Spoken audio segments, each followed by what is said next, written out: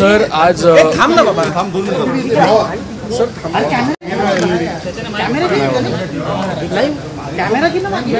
Ready ready हे नाही, अरे बूम खाली घ्या रे. रेडी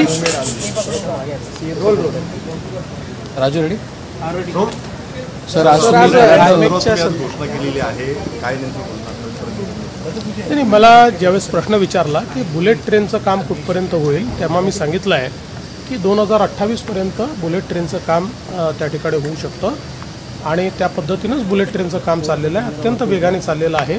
होपफुली 2028च्या शेवटपर्यंत हे काम पूर्ण होईल. सर कुठे ना कुठे बुलेट ट्रेनला घेऊन अनेक तर्कवितर्क लावली गेली. तुम्ही असं सुद्धा म्हटलात की हा खरं तर करायला हवा होता अगोदरच्या सरकारने सुद्धा. गुजरात खूप पुढे गेलं हे बुलेट ट्रेन घेऊन. कसं काय बघता या गोष्टीकडे? आपल्याला कल्पना आहे की ज्यावेळी उद्धव सरकार आलं होतं महाविकास आघाडीच्या सरकारमध्ये त्यांनी निर्णय घेऊन बुलेट ट्रेनचं काम बंद पाडलं होतं. 2.5 वर्ष आपण मागे गेलो. आज तुम्ही विचार करा की समजा आपण 70-80 हजार कोटी रुपये ज्याच्यावर गुंतवतोय त्याच्यामध्ये 2.5 वर्ष काम बंद ठेवणं, इंटरेस्ट कोणाचं बर्डन कोणावर येणार आहे, त्याची कॉस्ट कोणाला बेअर करावी लागणार आहे. त्यामुळे अशा प्रकारच्या निर्णयांमुळे गुजरातमध्ये बुलेट ट्रेनचं काम खूप पुढे गेलं, आपण मागे राहिलो. पण नवीन सरकार आल्यानंतर आम्ही तात्काळ सगळ्या मान्यता दिल्या, अतिशय वेगानं ते काम चालू केलं.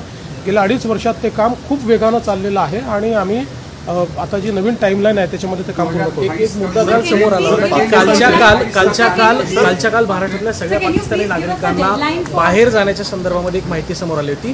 किती पाकिस्तानी नागरिक आता भारताच्या बाहेर गेले? असं आहे की एक्झॅक्ट आकडा जो आहे हा लवकरच पोलीस विभाग त्या ठिकाणी घोषित करेल.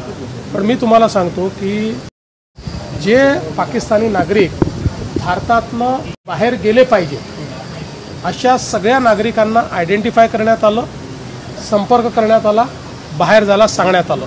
त्याचं ट्रॅकिंग चाललेलं आहे की ते कुठून जात आहेत, काय करत आहेत, त्याचं ट्रॅकिंग चाललेलं आहे.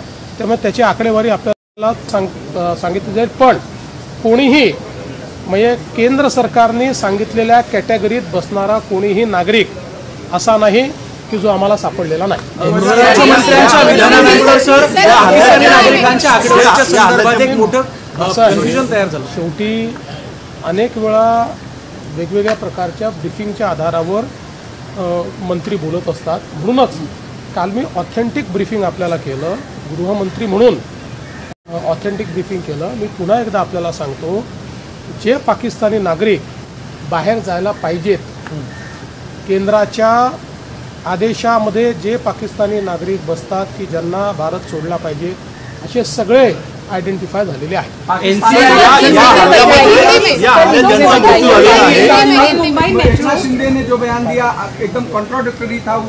देखिए कई बार अलग अलग प्रकार के ब्रीफिंग के आधार पर बयान दिए जाते हैं. मैं आपको बताना चाहता हूं कि जो पाकिस्तानी नागरिक केंद्र सरकार के आदेश के अनुसार देश पर जाने चाहिए ऐसे सबको आइडेंटिफाई कर लिया गया. इसमें से कोई भी बचा नहीं और उनको बाहर भेजने के लिए कंप्लीट ट्रैकिंग चल रहा है. इसका कंप्लीट आंकड़ा जल्दी ही पुलिस आपको देगी. मूल रूप से कन्फ्यूजन इसलिए कई बार क्रिएट होता है कि जो पाकिस्तानी नागरिक यानी सिंध के हिंदू लोग लॉन्ग टर्म वीज़ा के ऊपर यहाँ पर आए हैं, वो लोगों ने सिटीजनशिप के लिए अप्लाई किया हुआ है, इसलिए उनको इस आदेश के तहत भारत छोड़ने का कोई कारण नहीं है. जो लोग शॉर्ट टर्म वीज़ा पर आए हैं ऐसे पाकिस्तानी नागरिक जो है इनको 48 घंटे में देश निकाला करना था. उसके लिए महाराष्ट्र ने पूरे तरीके से अपना फर्ज निभाया है. धर्माच्या संदर्भामध्ये मुद्दा समोर आला, परंतु विजय वडेट्टीवार असं म्हणतात की अतिरेक्यांना धर्म विचारण्यासाठी वेळ नाहीये, तो केवळ आतंकवाद आहे, धर्म विचारण्याचा कुठेही वेळ नाहीये. असं आहे की अशा प्रकारचे स्टेटमेंट्स देऊन जे काही मृत्युमुखी पडलेले आहेत त्यांच्या नातेवाईकांच्या जखमेवर मीठ चोळणं चाललं आहे.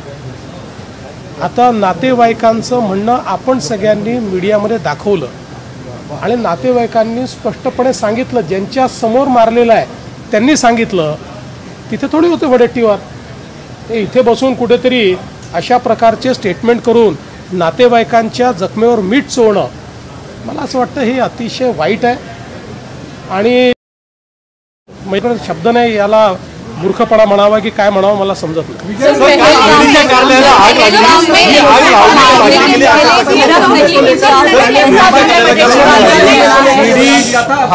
गेली ईडीच्या कार्यालयानंतर मी ईडीच्या अधिकाऱ्यांशी बोललेलो आहे.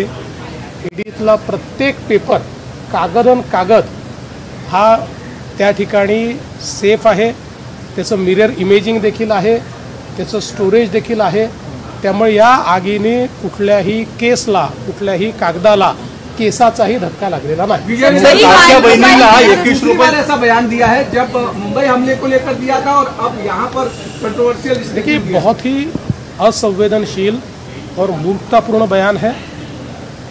जो वहाँ पर गए जिनकी हत्या हुई उनके परिवार जो वहाँ पर उपस्थित थे उनके साथ उन्होंने जो बयान दिया उस झुठलाना इससे ज़्यादा शीलता क्या हो सकती है. एक प्रकार से उनके जख्मों पर नमक छिड़कने का काम ये कर रहे हैं.